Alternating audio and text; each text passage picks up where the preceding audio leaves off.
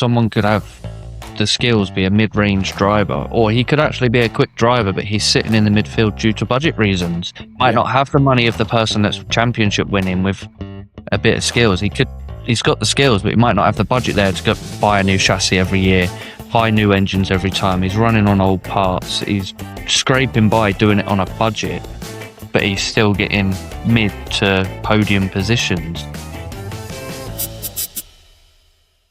Hello guys, and welcome back to this week's episode of the We Racing podcast. This week we've got a very special one for you. We've got not only a special guest, but a core integral member of the We Racing team. He's not only gets us results on the track, but also gets us a lot of results off track as well.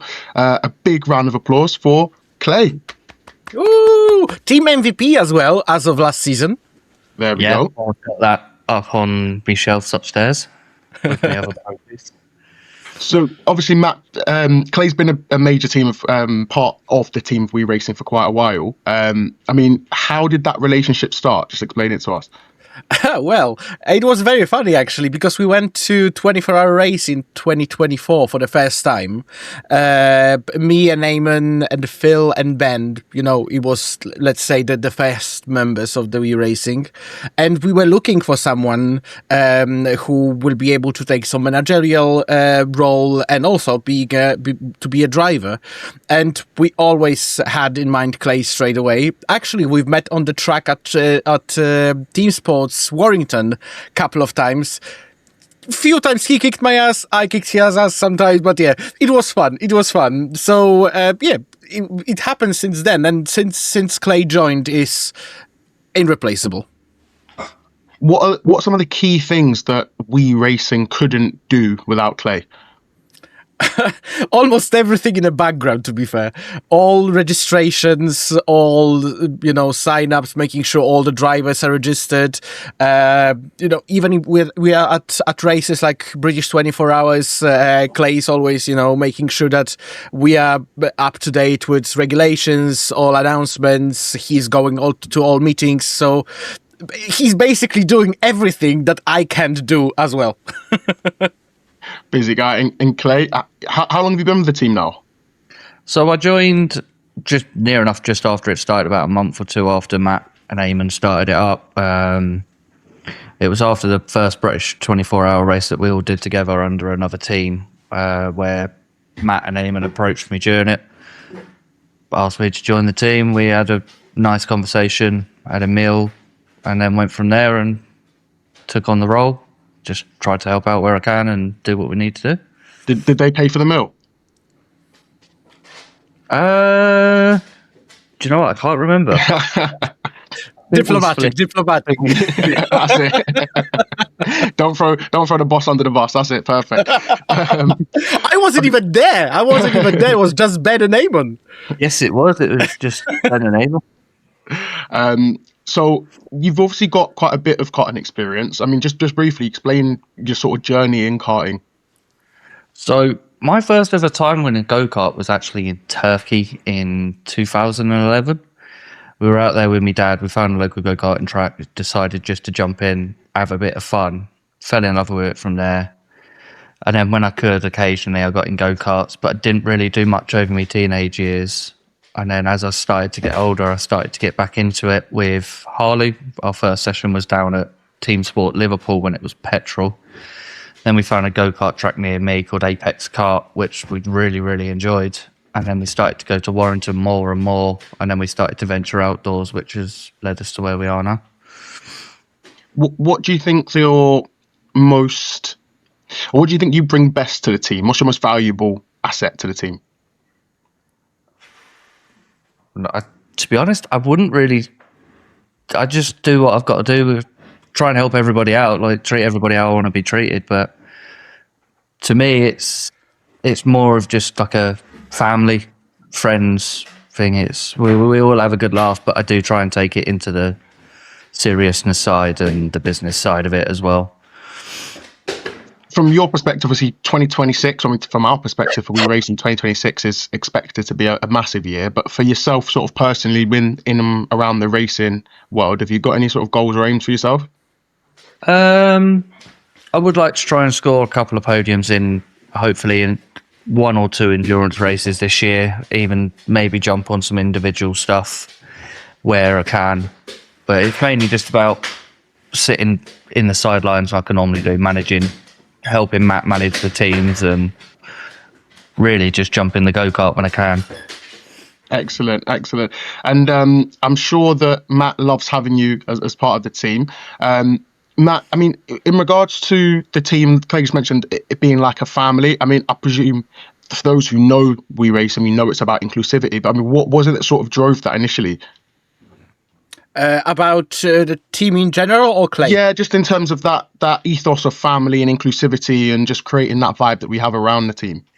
Well, to be fair, I had this idea since 2021, and I first, when I met Amon, it was New Year's Eve few years ago. And I just said, look, because I was doing something similar in Poland, it wasn't as big. And I was like, look, I know it works, and I know we can achieve cool things. I think we just need to work a bit more on like the whole mission about the team, the principalities, what will be standing behind them. When I said to Amon straight away, like, look, we would like to do something that will bring more people to the sport, not necessarily drivers. But as Clay, for example, he is a great driver, but he's also bringing this people management skill, you know what I mean? So this is exactly what we are looking for. We are hoping that Clay maybe at some time from our experience, we'll be able to get some, real job in motorsport. Hopefully that's his goal as well. But that's the whole idea behind We Racing. We want to, bring people, have a good atmosphere, have a good laugh, achieve the great results, and take it from there. Yeah, and it's definitely a vibe, even from when I stepped into the team not too long ago. It's a vibe that you pick up very quickly, like I say, that family, that inclusivity. So I think that's one of the main things that I enjoy and respect a lot about grassroots racing, karting. That you feel once you start to go up higher the levels, it starts to become a bit more of a private club, doesn't it? And at those lower grassroots levels, it's really about inclusivity. Just before I move on to the main topic today, what are your overall thoughts on grassroots karting at the moment? I don't think there is, to be fair, except us and maybe other teams.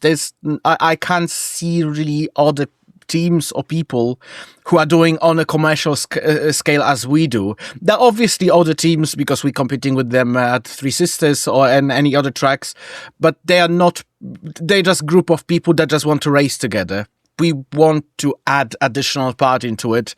So that's why I think, well, maybe we are slightly better than others. Clay? Yeah, it's just really touching on what Matt said there. Like, we do see other teams there, but we don't really see as many pushing the boundaries that we're trying to push and trying to get into the broader market like we are. I think a lot of them have just set up teams just to have a bit of fun, which is with what we've done, but we want to try and go further with it. We want to try and make it a household name, sort of, that you'll see the logo or you'll mention someone and they'll be like, oh, I know them. But you don't really see many grassroots doing that anymore. But you do, but not to the scale which some people can. But like you said, once it gets to a certain point, it gets privateering, gets political, can get real nasty. And that's not something that we're trying to do. We're trying to keep it as inclusive and friendly as possible. There's nothing worse than joining a team and feeling like an outsider or like you shouldn't be there. It's daunting. And that's one thing that not many grassroots teams try and do. Yeah, for sure. I think a lot of the reason why we're probably not seeing as many teams as we'd like is mainly down to budget. And that also leads us on to our topic today, karting. Is it talent or is it budget?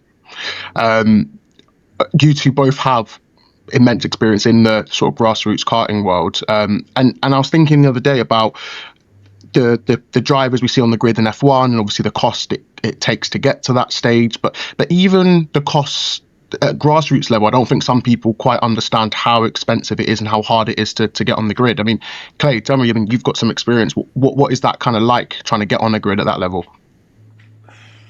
It's, unless you've got the money there, like if you've grown up with a little bit of wealth behind you, or your parents can afford to do it, it is very, very difficult to try and get into it, because just like you say, it's mainly budget. It's skill does play a big part of it, because obviously if you're not very good, a team ain't really going to take you on, or if they don't see potential, they're not going to take you on. But a lot of teams want the money there, whereas like it used to be cheaper, but now it is a massive, massive money sport.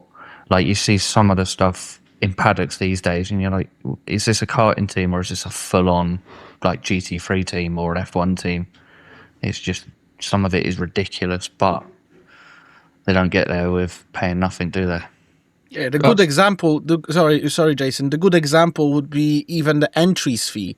Like for example, British 24 Hours is $2,500. You know, for people who are working normal daily jobs, you know, they earning, let's say, average salary or a bit less. It is very difficult to complete the budget and making sure, you know, because it's not only an entry fee. You need to have something to eat. You need to have somewhere to sleep, you know, and it accumulates. You have to travel there as well. So sometimes, you know, for some drivers, also you have to practice. You cannot just come and hope for the best, because it's completely wasted money, in my opinion. Then, so sometimes even that simple trip could cost you over $1,000. Not everyone can afford it. Yeah. Some weekends you may look at it and go, oh, the entrance fee's what, 200 quid per person? But then you don't look into it. You go, well, we'll try and find accommodation for a full weekend now. How long is we going to be down there? Where are we going to eat? What are we going to buy?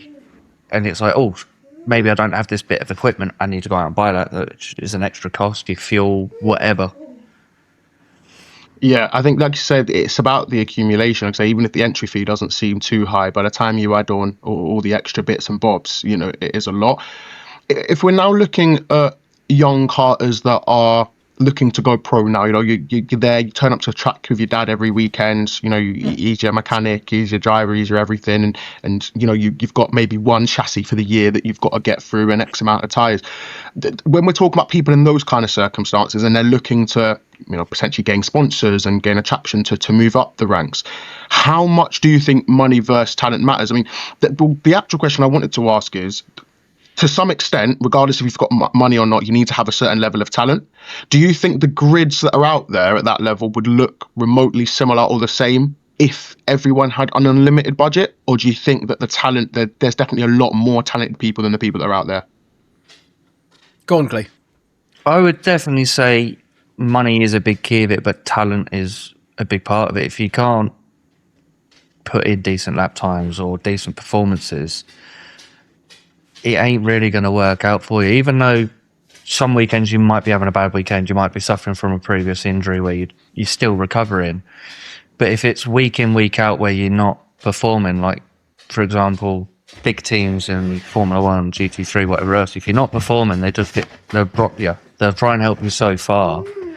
And I think a lot of it is teams won't take you on if they don't. That's why they have like test days and everything, just to get a feel, see if you can improve, whatever else. But a lot of it does come down to practicing, simulating work, whatever. And that's where a lot of people build the skill, but some people just can't. They can get to a certain skill level and then that's as top as they can go, whereas some people can push it a lot further than others. A simple, good example is the current grid on, to be fair, any FIA graded races.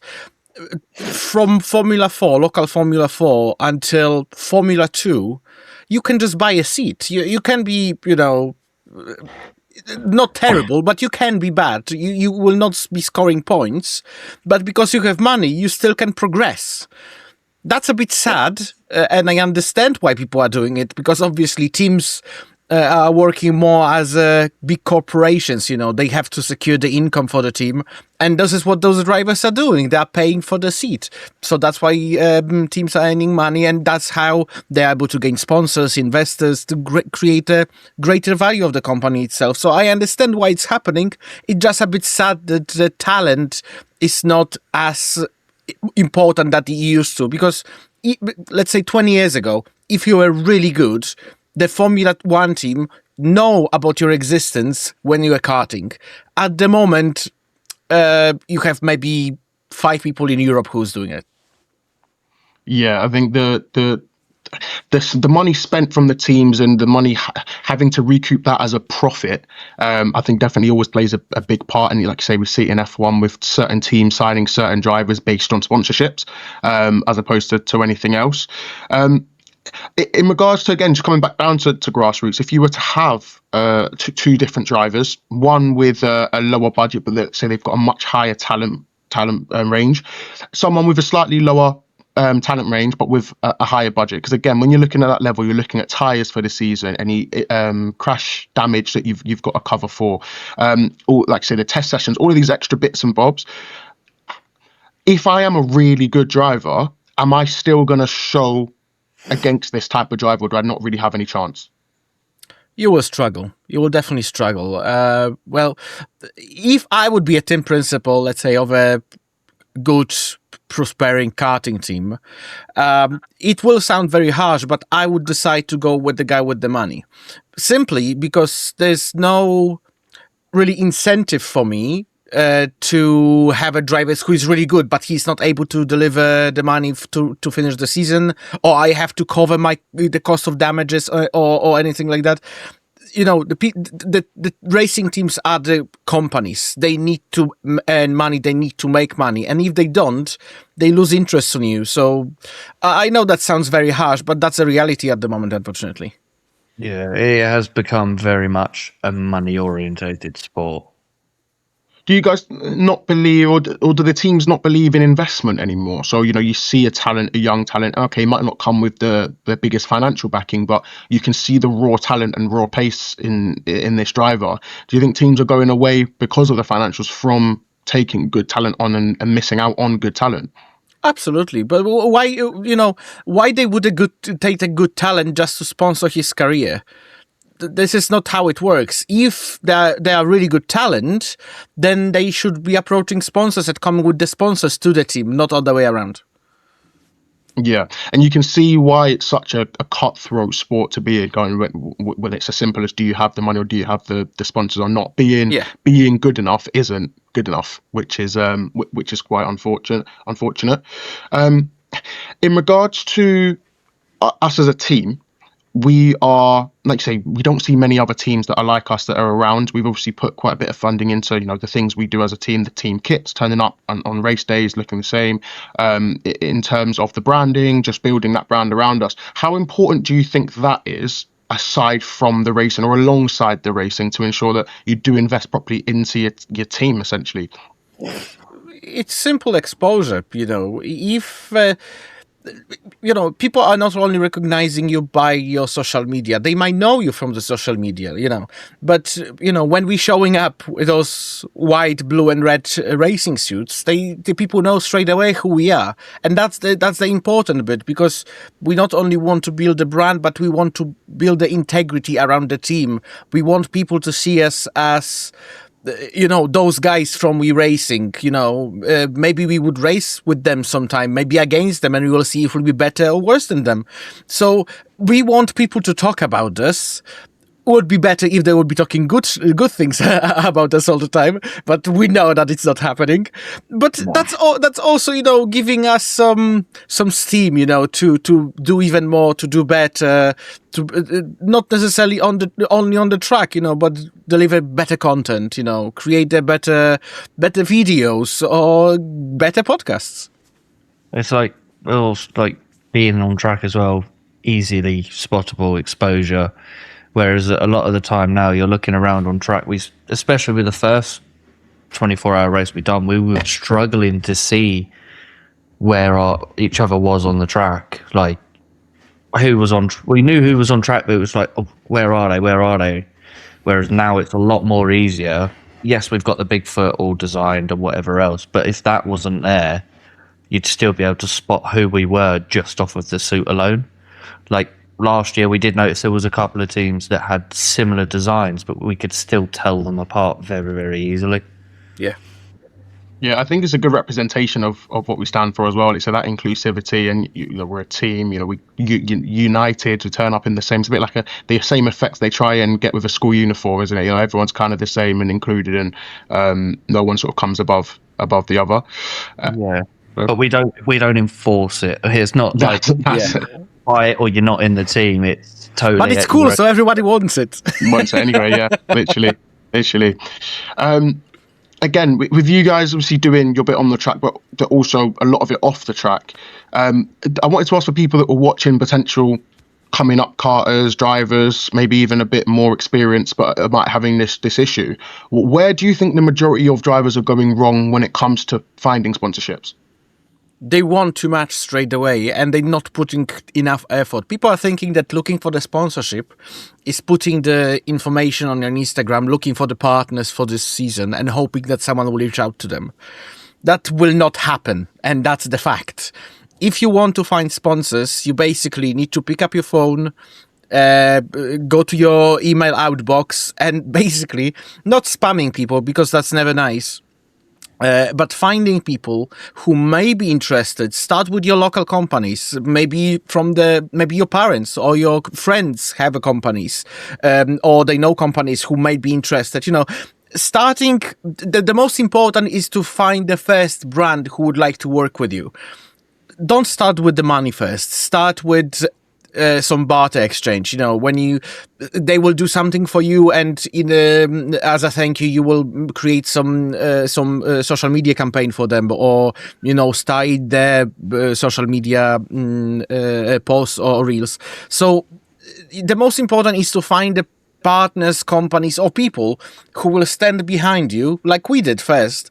Who will stand behind you and say, yes, we can say that those guys are legit. And then you can start talking about money. Claire, I've got a question for you. From just putting our sponsorship hats on for a second. If you are looking at sponsoring a young, talented driver, do you feel like having, let's say, a mid-pack driver with, let's say, 20,000 followers is more valuable to you than having a championship contending driver with 5,000 followers, per se? Yes and no. Obviously, the one that's championship winning can give you guaranteed results every time again. But a midfield pack, even towards the back end, if they've got a following behind them, it's good. It's not, but you can develop on a young driver like that. You can take them to coaching sessions. You can chuck them in a sim rig. You can get them the skills. Even looking at telemetry data and just going, right, I can see that just here, he's braking before you are. You're braking too late, or you're braking too early, or you're not on the throttle quick enough. Just little adjustments here and there is where it can completely change it, because everyone has their own racing style. Everyone races differently, but it's fine-tuning your own capability to be able to perfect. It's like a craft. You don't become perfect first time you do it. The more and more you do it, the better and better you get. For sure, 100%. I mean, the thing about this sport is, I think Lewis might have said it recently, is like, there are certain people you see and they get in a car and you think that they've got that sort of natural talent. It's the same with a lot of sports, isn't it? At the highest level, you've either kind of got it or you haven't. There's only so much you can really train somebody, which is why I argue, playing devil's advocate, that when you've got a driver that is faster, got more potential, better skills, but maybe doesn't have the initial following or the backing or the finances, I can't see. And I can get it from, like you say, from a business perspective with the money coming in, but just with a common sense point of view, I can't see why you would then choose to slow a driver with the more funds, because like you said, you can train these other drivers, you can make them better, you can improve them with funds or without, I guess. I mean, The thing Can is, I just make a point on that as well? You could do it also all the way around. You can get the quicker driver and make them, the social media star. Because, we are able to help with that. We are helping our drivers, even if they're running away sometimes from you, Jason, you know it perfectly.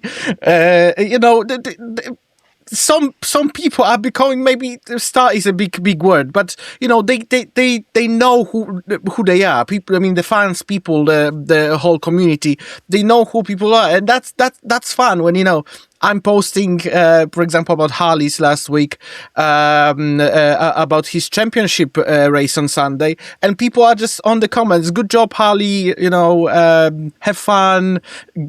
Score the great results. This is really fun, even though he's not appearing in the videos very often. But people still know who he was. So from the quick driver who doesn't have followers, you can still make a good following for him.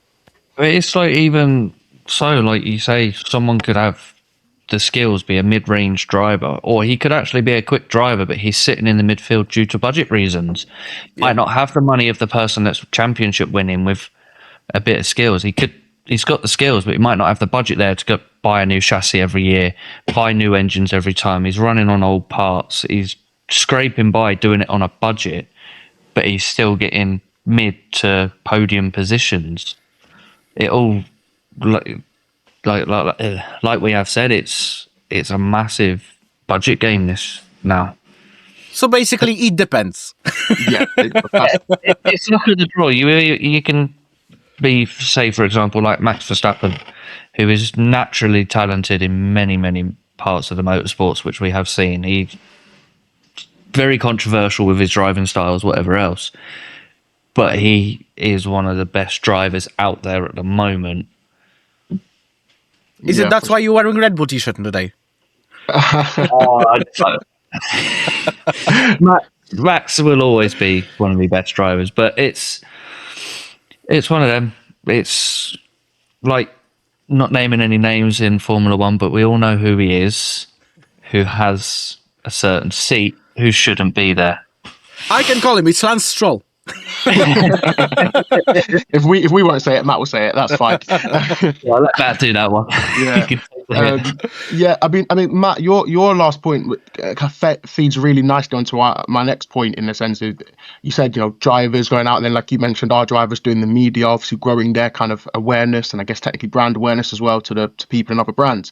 Do you think now, as a driver, you can't just drive? You have to be a brand. You can't just do what you love, which is turn up on a weekend, get in the car and drive and do the best you can. You have got to do all the brand and social media stuff as well? Or do you think you can get away with focusing on just being a good driver? Unless you don't have a social media team that they will do it for you, you have to do it, because this is what people want. This has started when the Drive to Survive came in. We have whole generation of F1 fans who are not watching races. They're watching highlights, or not even that.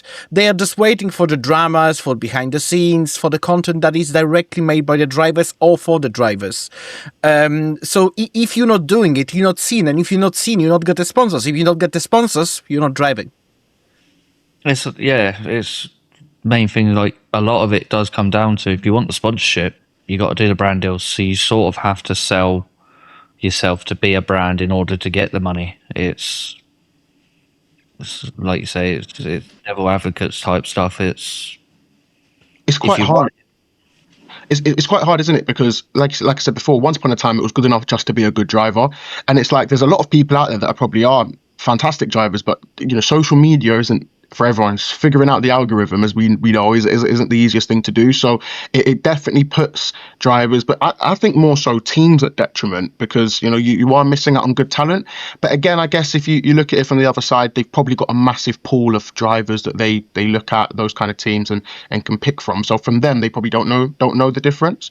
Again, a general question for both of you, for the drivers or aspiring drivers, would you say karting's still worth it? Max Verstappen said recently, karting is good for learning racing, but if you want to go any further, you have to get out of the go-karts as soon as possible. Go to the cars, even in UK, we have many different series, also junior series, that you are able to go. Obviously, it is expensive, but at the moment, not many companies or not many people want to go into karting simply because it's not, there's no return on investment in the series. But, if company can see that there is, let's say, Ford Fiesta, it's already pretty big car on the track, especially when they can slap the logo and it's massive and they can make a photos next to it. This is what they want. Yeah, it's definitely more becoming karting. Yeah, it's good to start getting you gain experience, start to learn a little bit of racecraft. But it's like Matt said, and most people will say these days, you can move on it. But if you can't afford to do it, there are other series out there which are slightly cheaper. It's a little bit harder to get sponsorships for, but it's cheaper, so you can start to learn more of a craft where you're racing with cars. You haven't just got a tiny little go-kart one-seater. You've actually got a full-on car around you that you learn more spatial awareness, more of where can you push it, not push it. You learn more limits with them ones compared to just a solid chassis go-kart. You got to learn a lot more when it comes to a physical car race inside of it. But then you could go on to Formula 4, which is a totally different type of car, requires different driving styles, but you'll have a little bit there if you, say, started in a little Citroen C1, doing that on a weekend for a bit of fun. I mean, we've seen lots of talk recently, especially, from Max, about sim racers and getting them on the track and their experience and whatnot. And a lot of these guys, the top sim racers that have managed to get into cars, they do then jump into things straight into like GT3 and those kind of things, one of those kind of things.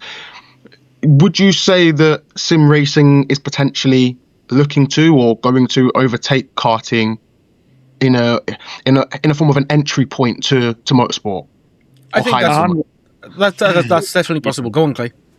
I was about to say 100% with like Max's program of he's convinced of getting sim racers into cars. Look at his team, for example, with the GT3s. He wants to get people moving that way, because if you can show, yes, it's different driving in a sim rig, but as we've all driven ones recently as well, sim rigs today are becoming so advanced. You get seatbelts that require give you tension for cornering, so you're starting to get more feels of how the car would react in person just without actually being in it.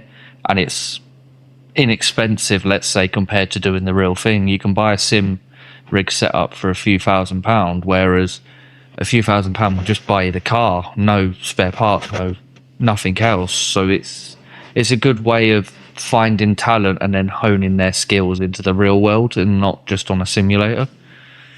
No. Oh yeah, I definitely. I think it is already becoming the thing of the entry point of the sim races. We've heard about drivers who were racing on Gran Turismo, iRacing, Assetto Corsa, etc., and they got into racing, and it's not because it's just a game. Sim racing is not just a game anymore. Maybe it's a game of getting or not getting into the real world racing. And also we can see how big is market for sim racing. As you, Clay, said, couple of grand, let's say even £10,000 can get you really high-end setup, maybe even with the motion rig that will replicate the real track better than just a static one. But you can really get a good setup that will replicate the real racing world as close as possible. And then if you are really good and you get opportunity to get into this car that you were racing for last few years in a sim rig, you get in a car and you're naturally quick because you already know how the car will behave. It's like Matt was saying with Gran Turismo and stuff. I don't know if you guys have watched it, the actual Gran Turismo movie. That was it actually opens up a lot to, yes, it's a bit of a fictional film, but it also opens up to a lot of what Nissan has done to sort of kickstart bringing sim racers to the real thing. And I found it very, very informative. It opened up my eyes a lot of how difficult some of these championships can be just in sim racing. Like you see it all the time. Like there is some really, really fast, tough competition out there. Yeah, I think I think it's a good thing, and I guess as the world moves on with technology, we were always going to get to a point where it affected racing in some sense and shape or form. So it is a good thing. I do just think it is a bit of a shame that, like you say, getting out there on a weekend in your car, down at the track, is sort of, I wouldn't say fading out, but the possibility of it taking you where you need it to go is getting slimmer and slimmer. And obviously that isn't nice to see. Just before we finish off, just one last question. If we're still in the paddock, a wee racing race, and let's say a 12-year-old comes up to us and says, "Hi guys, I want to be a racer," what sort of advice would you give them? What advice would you give them? What would you tell them to do? Send us an email. Let's meet for the coffee, and let's see what we can do for you. There were already drivers who approached us asking about this, and we always open for the conversation, even if not necessarily racing with us. But I'm sure Clay as well and other team members always happy to give advice what to do and what not to do, because the most important in getting into the motorsport, what not to do to not burn your career before you actually started. Clay, I mean, what sort of steps and advice would you give there if they said, where should I place myself? What kind of route should I focus to look down? What would you sort of say? Oh God, I would say like a lot of it is just start getting better. Well, not getting better, but getting more practice, more time in a car, more feel for things.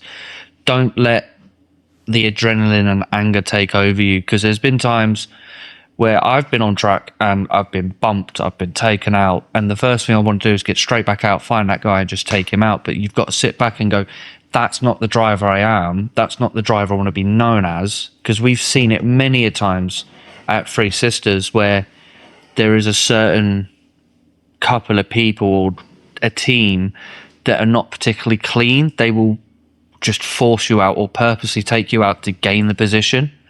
They could completely ruin your race. But as we've also seen, like with the 24-hour race last year and at Three Sisters, doing something like that could also cause serious harm to someone. And that's one way of ruining your career before it even starts. If you're at a go-kart track, someone takes you out or bumps you a bit too much, winds you up. You then turn around, take him out, he hits a barrier and gets sent off to hospital. That's you blacklisted from that track, but it doesn't just stay there. Everyone knows who you are. People talk and they'll go, oh, he's the person that's done that. Ooh. And people will avoid you, and then it'll eventually become to a point where it's like nobody wants to touch you because of your past.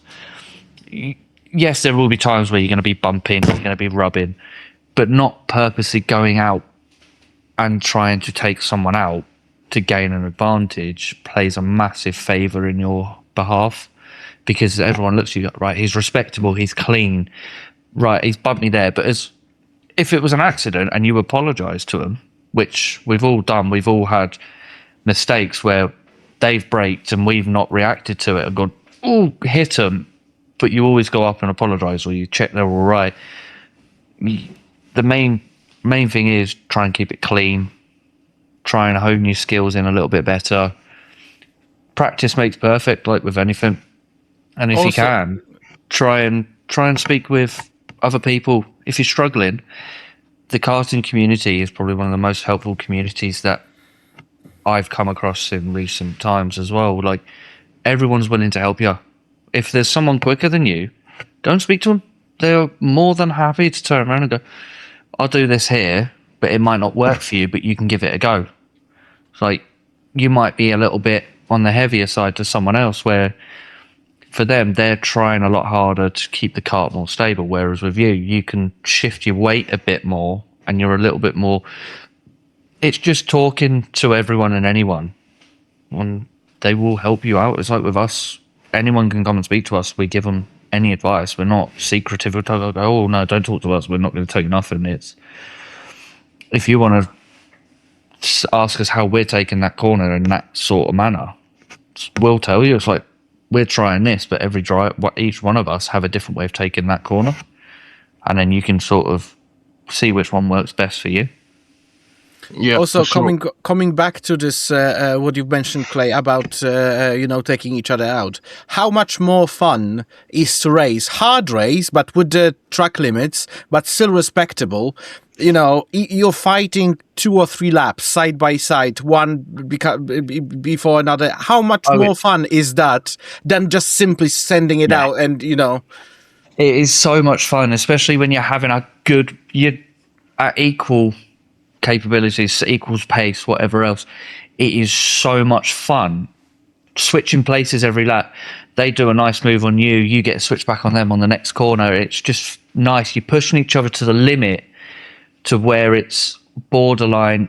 If it goes any harder, this could potentially become dangerous, but you're also being respectable. I'm not just going to lunge into this corner and purposely T-bone him. It's, have I got the room, or is he going to give me the room to try and play with him a bit more? yeah. For sure. I think we as a team are a very good example of clean drivers.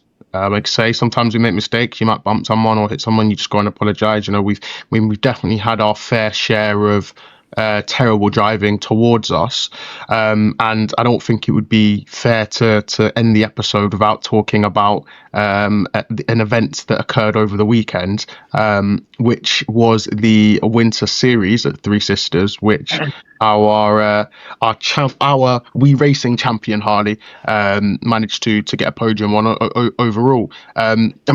Just a quick bit of praise for Harley. He's had to deal with a bit of bad driving through the series, hasn't he?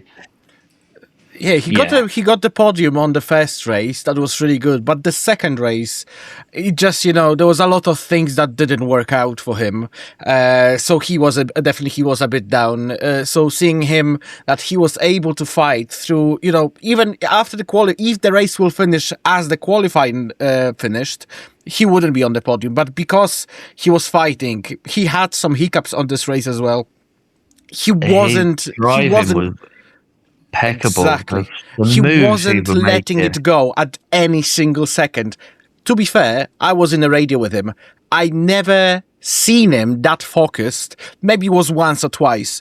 I never seen him that. He was just quiet. Yeah, he was just so focused. I was just giving him a calls about the time differences, and he was just on it. That was really great to see because.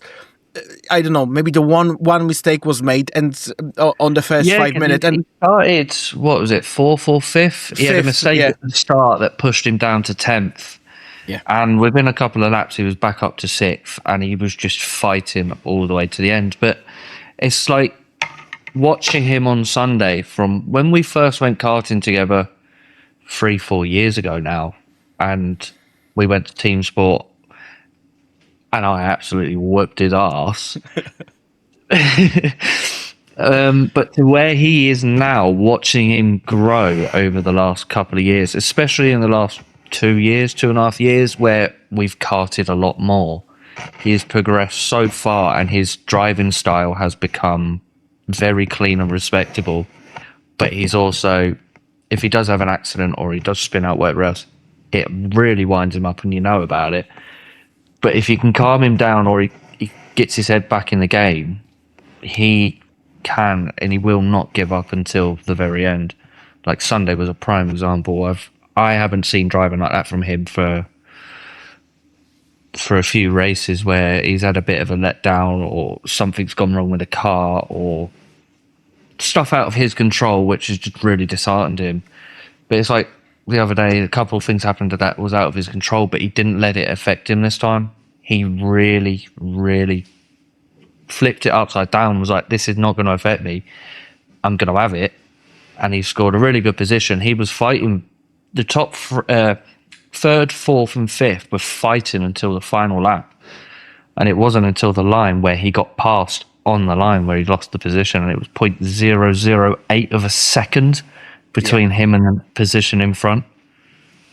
Yeah, Caleb didn't even know because I texted him after the race, and he didn't even know that he passed him. Did he not? No, it was literally on the line. He come out of the last corner, and they were side by side, and just out of nowhere, he had this little bit of a boost at the line. And like, fuck. Yeah. No, but a good result for Harley overall. Regardless, obviously, we're really proud of him, and I think it just highlights, like you mentioned, about his mentality. You know, and I think, to be honest, every driver in our team's got it. You know, it's a matter of when it's time to lock in. It's lock in. You know, even Eamon stops talking about bacon when he's locked in on the radio. So No, that's when Eamon's locked in. when he's The bacon is when he's locked in, when he's concentrating, he gets a whiff of bacon. He wants to get off track, so he's going as quick as he can to try and get his bacon sandwich. Yeah. So, but yeah, no, I think it's something that's in all of our drivers, but especially in Harley, you can see that determination, and even when things happen, like when he gets a bad car, you can see that it's not him. You see he's driving that thing, wringing its neck to all of its capabilities to do what he can, and sometimes obviously you just can't. But I think that resilience of, you know, I'm going to have a spin, but I'm not going to let it get to me. I'm not going to get angry. I'm just going to get my head down and get a good result. Just kind of shows the type of drivers that we have and the quality of drivers that we have at the team. Yeah, We've all had absolutely. spin. It happens. Well, when it's wet, it's more likely to happen. But even in the dry, God, I've had a few spins in the dry where I've locked up the brakes too much and gone, oh shit, I'm backwards. And you try and get back into it, but at the same time you try and not get yourself killed when you're self-rescuing. Yeah. That's it. Right, guys. So just before we go, finally, aims for 2026. I know, Matt, me and you've discussed this a little bit before, but now we've got Clay, thought we'd do it again. What is one thing as a team you want to sit here this time next year and say we achieved? Oh, I would like to say a fair few more race wins or podiums, but I would also like to be on a podium in one of the big endurance races. For example, British 24-hour, Spa, Spain, even Daytona's, one of the Daytona 12 hours or 24 hours. Just try and get a bit more of a podium, but also grow the team as it is now. I want to be a bit more exposed, a bit more freer with stuff, going, right, we can do this, and I know who can do it, who doesn't want to do it, and have a bit more flexibility and go, this is where the team was, say, 12 months ago, and this is where we are now, and we're able to do a lot more. We've got a lot more around us. Even having more drivers there, being able to broaden the event capability, where we're not relying on the same drivers week in, week out to go, I'm really sorry, are you doing this? And they're like, yeah. And then we're chasing them like, are you sure you still want to do it? You still want to do it? It's being able to give the flexibility to everyone of, do you want to do it? Do you not want to do it? And I'd say mainly podiums. Bit more podiums, bit more exposure, and try and get around the country a bit more. Love that. What about you, Matt? Yeah, I would definitely like to see the drivers grow because every single one of us at the moment is capable of scoring podiums. Every single one. So I would like to see, as Clay said, more podiums. We had a bit unfortunate season in team endurance races last year. We definitely had a couple of chances taken away from us from one reason or another. I'm not talking about Clay. Don't worry. But definitely would like to see us scoring better positions, and from commercial side as well. It would be good to get more sponsors, get more partners, so people can hear about us more and more. Lovely, guys. I think they're both very good and achievable goals for the next 12 months. Guys, thank you so much for taking the time, especially you, Clay. Thank you so much for joining us today. It's been a pleasure. Been a pleasure to have you on. Thank you. I'm sure we'll have you back on soon. But for now, guys that are listening, that's it. That's the end of the episode. Don't forget to drop a like. Don't forget to follow us on all our social medias. Check out our Instagram, our YouTube. Check out our TikTok. And peace, guys. Have a good week. See ya. Bye. Bye.